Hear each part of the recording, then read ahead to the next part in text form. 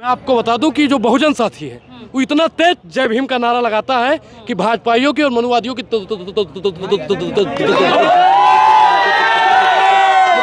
भीम जय भीम।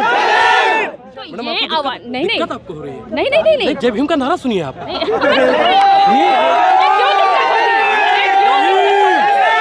जब भी जब जुल्म करेगा सत्ता के गलियारों से चप्पा चप्पा गूंज उठेगा, चप्पा चप्पा गूंज उठेगा।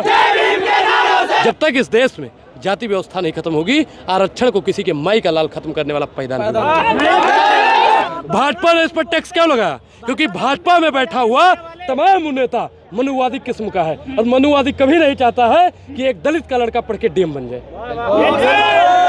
नमस्कार, इस वक्त मैं मौजूद हूँ इंदिरा गांधी स्टेडियम में, जहाँ सुबह से आप लगातार देख रहे हैं कि कितनी ज़्यादा हजारों की संख्या में लोगों की भीड़ है। इस भीड़ में मेरी मुलाकात हुई अनुराग ओझा से। स्वागत है आपका। बहुत बहुत धन्यवाद और क्रांतिकारी जय भीम। ये वही अनुराग ओझा है जो कई प्रोटेस्टों में या फिर आप हमारे चैनलों के माध्यम से हमेशा इनको देखते रहे होंगे और आज भी हम इनको दिखा रहे हैं, इनके मत को आपके सामने रखेंगे। क्या लगता है, जब से सुप्रीम कोर्ट का ये आदेश जारी हुआ है रिजर्वेशन को लेकर, कोटे को लेकर लगातार प्रोटेस्ट हो रहे हैं, आज भी प्रोटेस्ट में आप शामिल हो, इस बारे में आपका क्या कहना है? मैडम आपको क्या लगता है, पहले ये बताइए। ये भीड़ बोलती है, अनुराग ओझा आज नहीं बोलेगा, आज ये भीड़ बोलती है और भीड़ बता रही है कि उन भेड़ियों को झुकना पड़ेगा। किनके आगे? बहुजन के आगे। बहुजन का मतलब क्या होता है?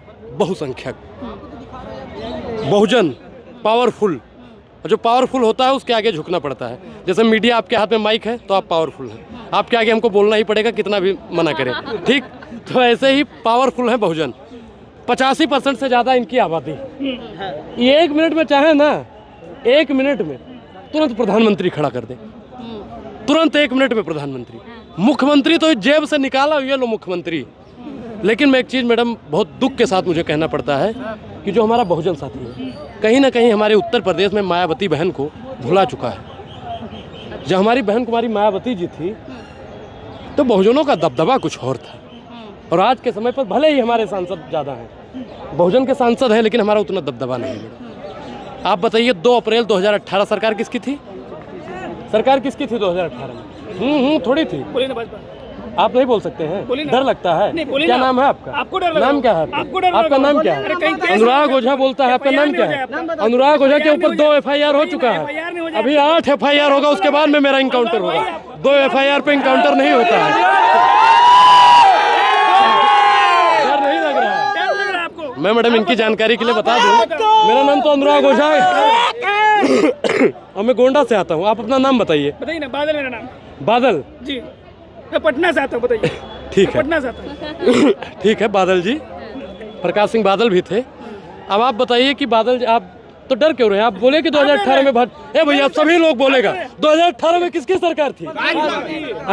भाजपा की बता रहा। भाजपा की थी ना। और 2 अप्रैल 2018 में हमारे बहुजन साथियों के साथ में क्या किया गया मैडम, आप बताइए। 13 लोगों की हत्या हो गई थी, कई लोगों की मौत हो गई थी जी। और आप बताइए उसका जिम्मेदार कौन है? उसका जिम्मेदार कौन है? वर्तमान सरकार। जब जुल्म करेगा सत्ता के गलियारों से चप्पा चप्पा गूंज उठेगा, चप्पा चप्पा गूंज उठेगा, चप्पा चप्पा गूंज उठेगा, चप्पा चप्पा गूंज उठेगा। इतनी तेज बोलिए कि 2 जगह आवाज जाए। एक तो जहां से 7 जजों की जजमेंट आई थी, और एक पार्लियामेंट में, और एक नागापुर में जहां पे RSS के कीड़े मकोड़े पैदा होते हैं। मनुवाद की छाती पर। मैडम मैं आपको बता दूं कि जो बहुजन साथी है वो इतना तेज जय भीम का नारा लगाता है कि भाजपाइयों की और मनुवादियों की जय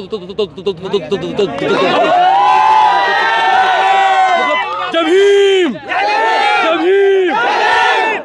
ये आवाज नहीं दिक्कत आपको हो रही है? नहीं जय भीम का नारा सुनिए आप।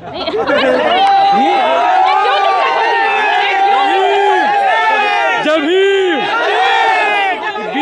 बीच में टोकती हैं, आपको मालूम है क्यों? इनको दिक्कत। बताइए अनुराग भाई, जय भीम से दिक्कत किसको, ये बताइए आप लोगों को। अभी मैं जय भीम का नारा लगा रहा था, मैं रोकने लगी हमको। नहीं ये आप बात अपना काटने लगी, बात दूसरा सवाल रखने लगी। दिक्कत किसको अभी जय भीम से भाई? प्रधानमंत्री जय भीम बोलते हैं। वो बोलता है, मैं बताऊं, बोलता है, लेकिन बाबा साहेब अम्बेडकर हमारे कॉन्स्टिट्यूशन मेकर है, वो हमारे सर्वोपरि हैं। मैं बोलता हूं, मैं पिछड़ा का बच्चा हूँ वोट के समय पर, मैं दलित का बच्चा हूँ सिर्फ चुनाव के समय पर, उसके बाद मैं आदिवासी का बेटा हूँ सिर्फ चुनाव के समय पर। अरे हमेशा बोलिए ना, अगर आप वाकई में बहुजनों की बात रखते हैं, मोदी जी कहते हैं मैं ओबीसी माँ का बेटा हूँ, ओबीसी माँ का बेटा हूँ, बोलते हैं ना। लेकिन जब SC ST OBC पर बात आती है तो प्रधानमंत्री नरेंद्र मोदी जी के मुंह पे फेविक्विक लग जाता है, चुप हो जाते हैं। कभी तो सर वो बोलते हैं कि मैं बायोलॉजिकल हूँ। हाँ, अरे अभी चुनाव के आपने देखा होगा, अभी चुनाव के समय इस बारे में क्या पर कहेंगे आप? बायोलॉजिकल वाले बात पे कुछ कहेंगे? मैं नॉन बायोलॉजिकल लोगों पर बात ही नहीं करना चाहता हूँ, क्योंकि वो सीधा प्रकट हुए हैं। और हमने रामचरितमानस में पढ़ा था, भय प्रकट कृपाला दीन दयाला कौशल्या हितकारी हर्षित महतारी, लेकिन अब कहाँ हम पढ़े कि भय प्रकट कृपाला हीरा के लाला। अनुराग जी, कुछ तो ऐसा प्रधानमंत्री ये भी कहते हैं कि अगर बाबा साहब नहीं होते तो प्रधानमंत्री नहीं होता, बिल्कुल मोदी नहीं होता।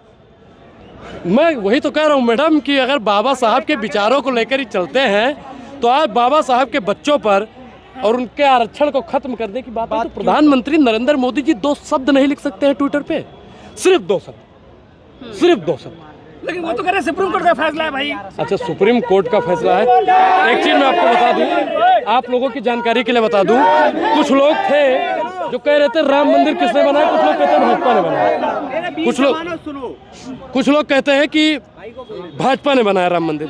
वो भी तो सुप्रीम कोर्ट का फैसला था, उसको मोदी ने बनाया, भाजपा ने बनाया, लेकिन जब जजमेंट आया तब सुप्रीम कोर्ट ने दिया। ये मैडम कौन लोग हैं जो कहते हैं कि भाजपा ने मंदिर बनवाया है? मनुवादी किस्म के लोग। और आज जो लोग कह रहे हैं ना कि जजमेंट जो आया है सुप्रीम कोर्ट से आया है, वो भी लोग मनुवादी के हैं। सुप्रीम कोर्ट का बोल रहे हैं, सुप्रीम कोर्ट का फैसला ये बताइए कि ये सुप्रीम कोर्ट के वकील जो है वो कानून बनाएंगे या फिर संसद कानून बनाएगा? मैं बता दूं आपसे कि हम लोग संविधान सेनानी लोग हैं।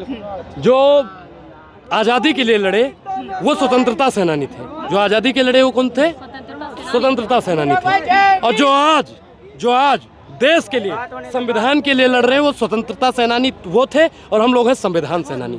संविधान बचाने के लिए हम लोग आखिरी लड़ाई लड़ते रहेंगे, और हम लोग उसी दिन शांत बैठेंगे जिस दिन हम अपने हक अधिकार को पूर्णतः पालेंगे। एक नारा दिया था, एक बहुत कट्टावर नेता थे, बहुजनों की बात रखते थे कि 100 में 90 शोषित, 100 में 90 शोषित है, शोषितों ने ललकारा है, धन धरती और राजपाट पर 90 भाग हमारा है। जब तक इन भाई को इनका 90 भाग नहीं मिल जाएगा तब तक अनुराग ओझा बैठेगा नहीं। 90 भाग इस कलम पर टैक्स लगाने वाला कौन था? इस पर टैक्स लगाने वाला कौन था मैडम, बताइए आप। भाई आप लोग बोलते नहीं, फिर मैं पत्रकारों को अपनी भाषा में समझाने लगूंगा तो दिक्कत है। मैं बताऊंगा, आप बताओ, क्योंकि लोग मेरा 2 रोल जानते हैं। मैं पत्रकारों को किस प्रकार से पेश आता हूँ मैडम आप जानती हैं। इस कलम पर टैक्स लगाने वाली कौन सरकार थी? बोलिए। अनुराग जी को बोलने दीजिए ना, अनुराग जी को हम इंट्रोड्यूस। इस पर टैक्स किसने लगाया था ये बताइए आप बताओ। भाजपा ने लगाया। भाजपा ने इस पर टैक्स क्यों लगाया? क्योंकि भाजपा में बैठा हुआ तमाम नेता मनुवादी किस्म का है, और मनुवादी कभी नहीं चाहता है कि एक दलित का लड़का पढ़ के डीएम बन जाए,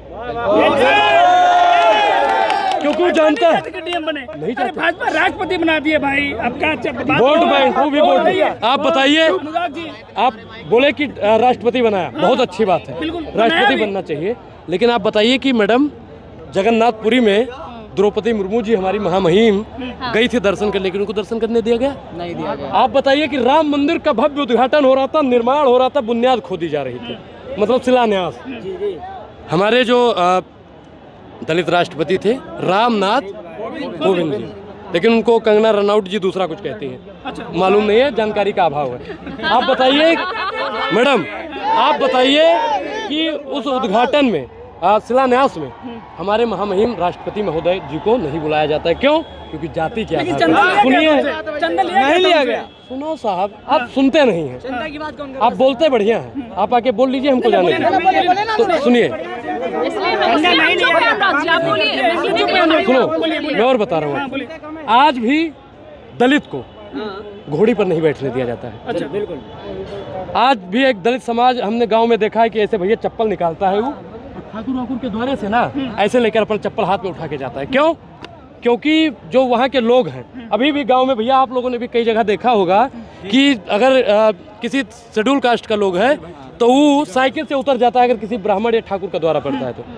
क्यों उनको जाति के आधार पर टारगेट किया जाता है? जब तक इस देश में जाति व्यवस्था नहीं खत्म होगी, आरक्षण को किसी के माई का लाल खत्म करने वाला पैदा नहीं होगा।